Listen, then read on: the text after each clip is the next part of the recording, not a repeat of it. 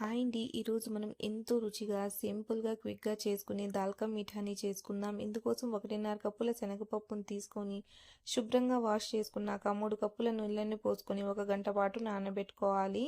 ఇప్పుడు నీళ్ళతో పాటే జార్‌లోకి పప్పును వేసేసుకొని, మీడియం ఫ్లేమ్‌లో 4 విజిల్స్ వచ్చేంత వరకు ఉడికించుకొని, దీన్ని బాగా చల్లారాక మిక్సీ జార్‌లోకి వేసుకొని, మెత్తగా గ్రైండ్ చేసుకొని ఒక ప్యాన్‌లోకి తీసుకోవాలి. ఇప్పుడు ఇందులోకి 2 కప్పుల వరకు పాలని, అలాగే హాఫ్ కప్పు మిల్క్ పౌడర్‌ని వేసుకొని ఉంటలు లేకుండా కలిపేసుకున్నాక, 1:30 కప్పుల పంచదారను కూడా వేసుకొని బాగా కలిపేసుకొని, స్టవ్ మీద పెట్టుకొని ఈ విధంగా కలుపుకుంటూ 10-12 నిమిషాల పాటు ఉడికించుకొని పక్కన పెట్టుకోవాలి.